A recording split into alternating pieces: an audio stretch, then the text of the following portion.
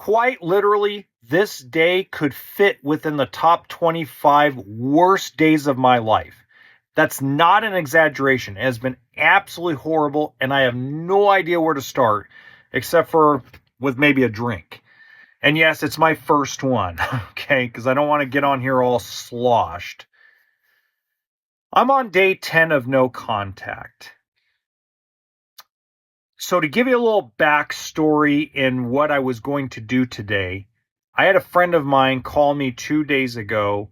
She's a really wonderful platonic friend. Nothing more, nothing less. She's a really good friend. And she called me and she asked me if I would help her get a family member from the airport to her house, because it's a 2.5 hour drive from San Francisco airport to this family member's house.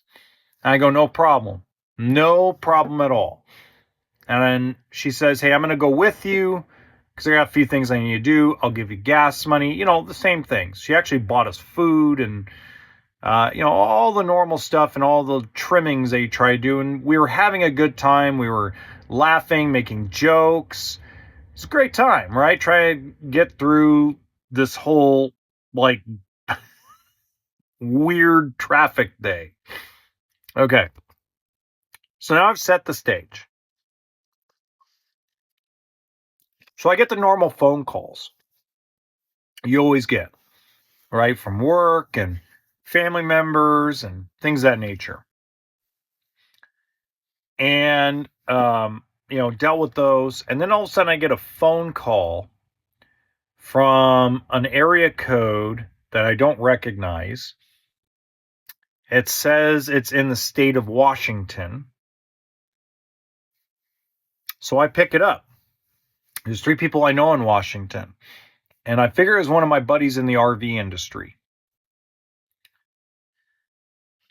And it's a female voice that comes over. It's not who you think.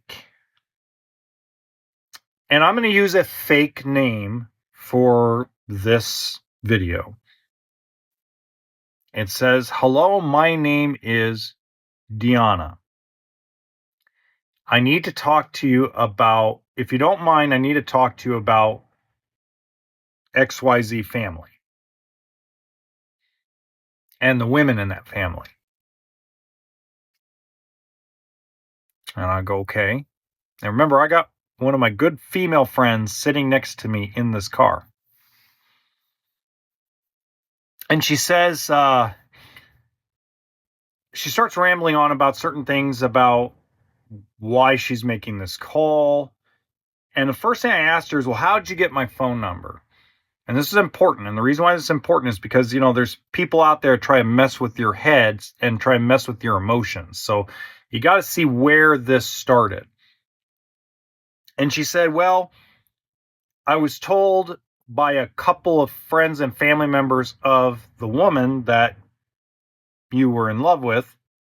She used her name and her nickname, by the way, and used her middle name, by the way. So obviously they know each other really well, whoever this is. And she says that she was shown my TikTok page, not this one, because nobody really knows about this one, but my big TikTok channel that I have. And she says, I saw you there, and I know what this woman is capable of because I've known her for 25 years. I'm like, wow, okay. And she goes, the reason why I'm calling you and the reason why I looked for your phone number to see if I could find it is because I tried DMing you on TikTok and you didn't accept my invitation. I go, okay. And number 2, I saw a video of you and your daughters doing a podcast episode together. And you just, to me, you came off as a really good man. And she goes, we need to stop, us women need to stop ruining good men. We ruin good, nice men because of, and I don't want to go into the reasons, but she gave me a bunch of reasons. And I go, okay. And she goes, so I kind of saw your link tree and I saw your Facebook for your company. and I found this phone number on that Facebook page. Okay. Cool.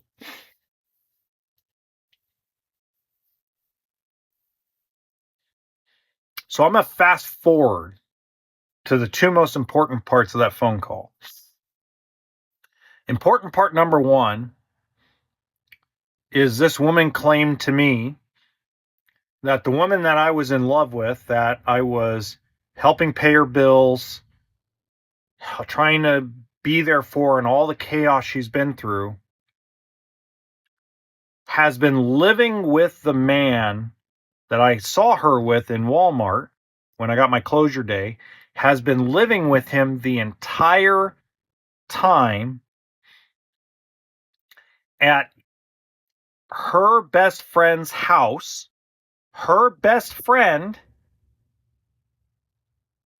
is cousins with the supposed ex, and they've been living together and sleeping together and eating and cooking together the entire time when her and I were supposed to be together.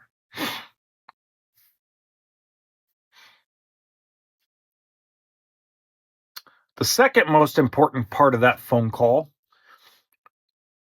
was I was skeptical and said, well, how do I know that you're telling me the truth?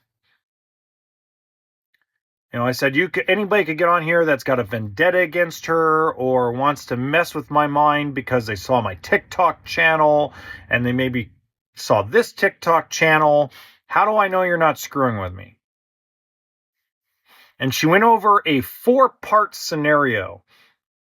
She said, when was the last time that she came over to you and laid in your bed with you? Number 2, when was the last time she asked you how your daughters are doing?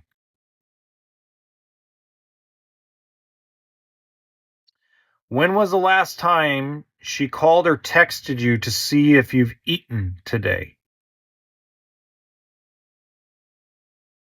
When was the last time that she responded quickly to text messages with you when it had nothing to do with money?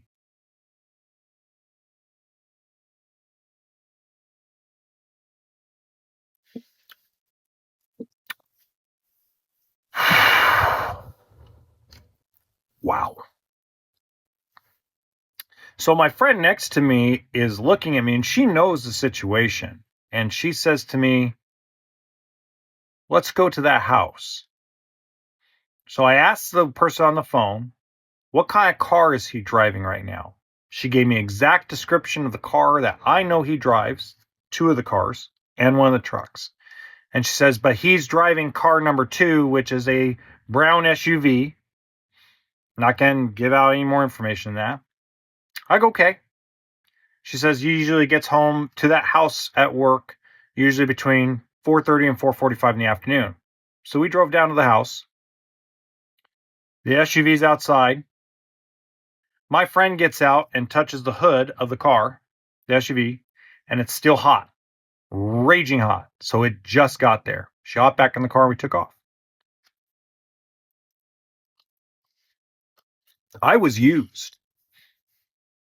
I was used for financial opportunities so that way she could try to bridge the gap between her bills, her lease, while her boyfriend, her man, is struggling financially. She never loved me. She never cared about me. And she's not coming back.